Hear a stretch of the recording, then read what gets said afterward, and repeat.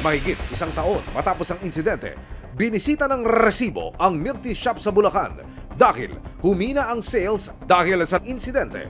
Naging isang parcel handling business na ito ngayon. Napalitan na ho yung takbo ng negosyo pero yung CCTV ay naiwan. Ito yung isa sa mga naging susi para masolve yung krimen ng PNP CIDG maging ng barangay. Naaalala pa rin ni Antoinette ang nangyari sa loob ng kanyang pwesto noong gabi ng January 6 ng nakaraang taon. Ito yung dating mga marka nung ano mo, Opo, ito design po yan. yung before. Tapos dito po sila, yung unang table, dito sila kumain.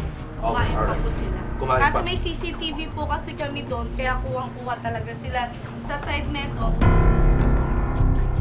Sa ano ang counter nyo dati? Dito? Dito po, tinanggal na po since napalitan na po yung flow ng business.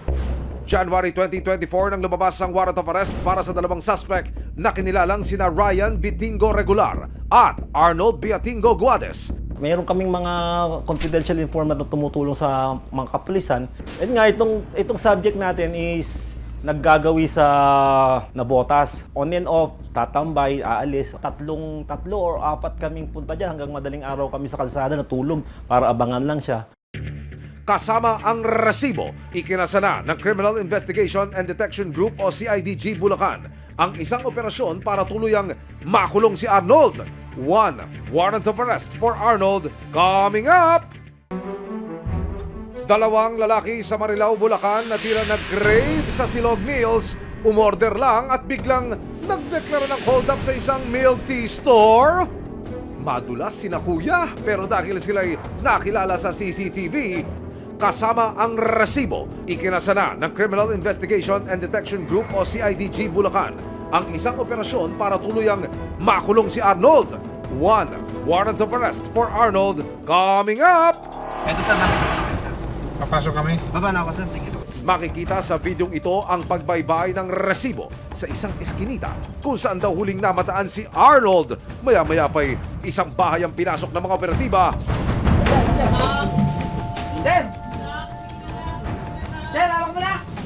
O, sa baba na! Kumpirmado, nandoon nga si Arnold. Agad na pinasok at inakyat ng mga operatiba ang kwarto ng suspect. Oo talaga ha? Rise and shine, Arnold. Your warrant is served. Di ba may karapatang manahimik? Di ba may karapatang kumuha ng abogado mo? Agad dinala si Arnold sa CIDG Custodial Facility sa Bulacan. Dito, nakapareham ng resibo si Arnold pero katwiran niya. Nagawa lang daw niya iyon dahil sa hirap ng buhay. Totoo ba sir ang binibintang nila sa'yo na ikaw ay isang sa isang robbery incident po? Opo, sir.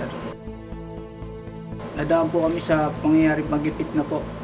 Walang-wala po talaga kami dahil po may pinag-aaral po ako. At saka po yung pinsan ko, may sakit po yung mga magulang din niya. Sa may-ari naman po ng milk tea shop, pasensya na po, humihingi po ako ng kapatawaran kung nagawa po namin sa kanila yon. Pinapangako ko po, hindi na po kami para bumalik pa ulit sa dati na gawain na yun. Nakaharap sa kasong robbery si Arnold Beatingo Guades. Kung mapatutunayang nagkasala, ay pwede siyang makulong ng hindi bababa sa 10 taon. Samantala, ang pinsan niya at partner in crime na si Ryan Beatingo Regular ay nauna na palang nakulong para sa ibang kaso. Kasalukuyan siya nakapiit sa Malabon City Jail.